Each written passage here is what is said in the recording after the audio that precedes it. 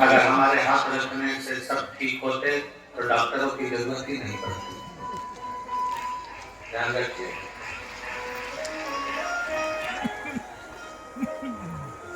हाथ रखने से नहीं, आपकी बुद्धि में जब आपने शिव महापुराण की कथा को श्रवण कर लिया और आपने उस कथा को सुनने के बाद जब भगवान पर भरोसा कर लिया और भरोसा करने के बाद जब आप शिव जी को एक लोटा जल चढ़ाने लगे और वो जल लाकर जब आप अपने पति को या बीमार व्यक्ति को पिलाने लगे तो उसको मेरा भोले बाबा आपके भरोसे से ठीक करना प्रारंभ कर दिया।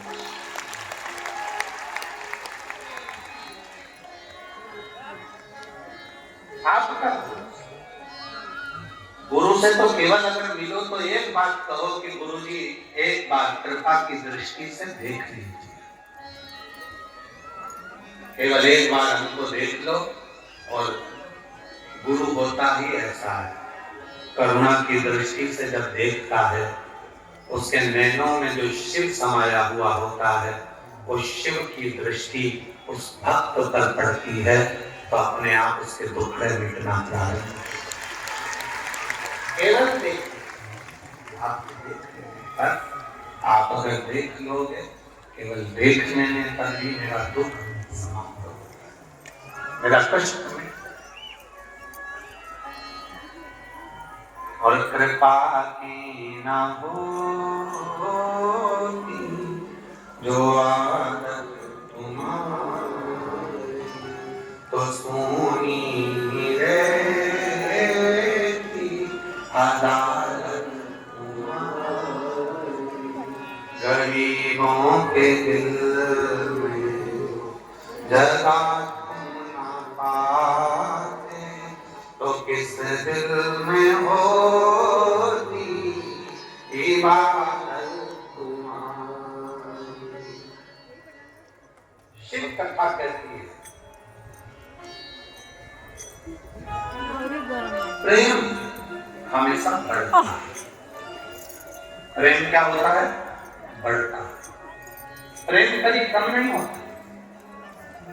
संसार का अगर कोई व्यक्ति तुमसे कहे कि मैं पहले मंदिर जाती थी, शिव जी को जल चढ़ाती थी, भगवान शंकर की पूजन करती थी, अब मेरा पूजन में मन नहीं लग रहा, मतलब वो भगवान से प्रेम नहीं करता है,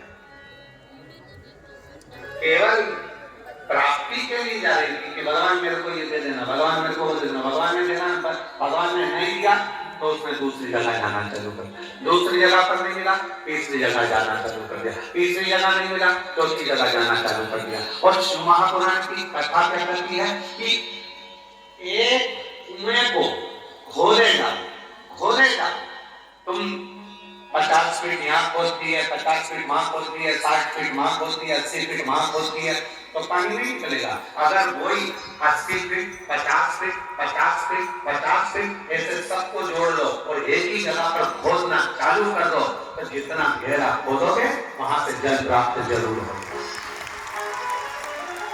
अब आपने करा क्या? 50 फीट यहाँ खोद दो, 50 फीट वहां खोद दिया, 80 फीट वहां खोद दिया, 70 फीट वहां खोद दिया, सारी जगह खोद कर रख दिया और पानी मिला नहीं। एक ही जगह पर अगर खोदते जाता तो पानी मिल जाता। उसी तरह एक ही जगह पर शंकर के मंदिर में शिव की आराधना में दिल लगाकर रखता, शंकर को एक लोटा जल चढ़ाते रहता तो जीवन का सारा सुख तेरे पास में आकर रहता।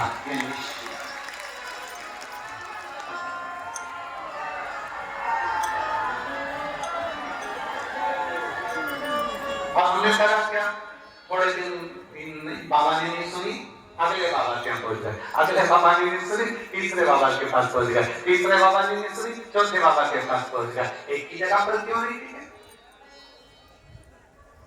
लोग कहते हैं हमारा प्रेम है शिव जी से,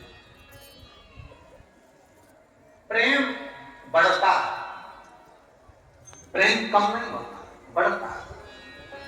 वासना कम होती है पर प्रेम कम नहीं होता। शादी हुई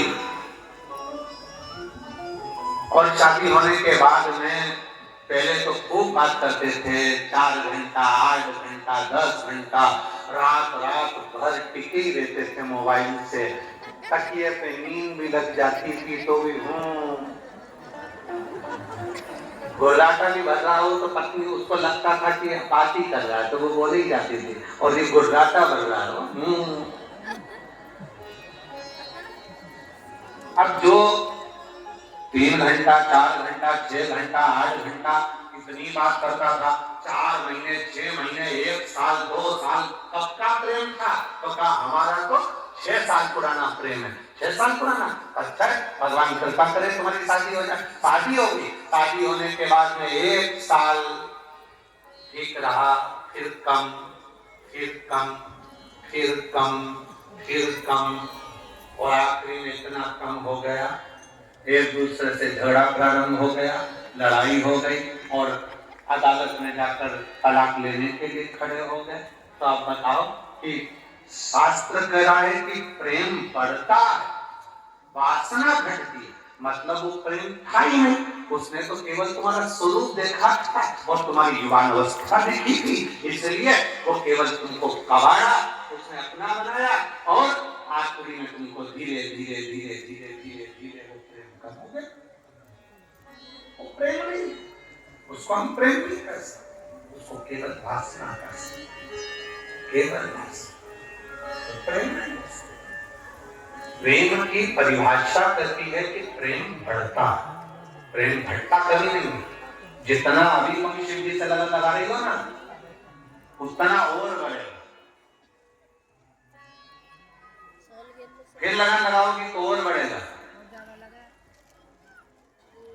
शिव जी से जैसे प्रेम बढ़ता है, पता नहीं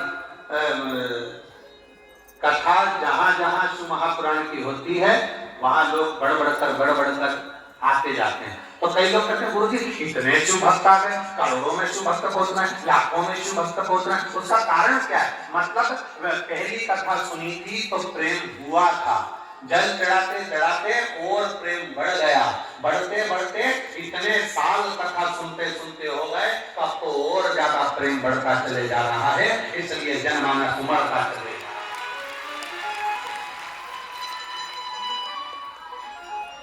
प्रेम बढ़ रहा, प्रेम कम नहीं हो रहा।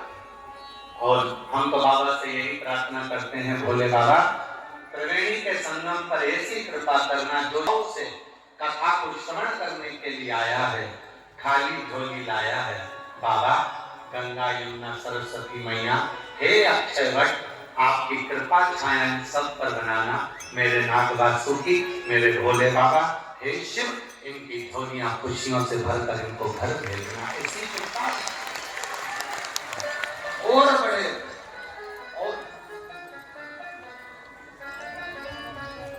और कृपा की ना हो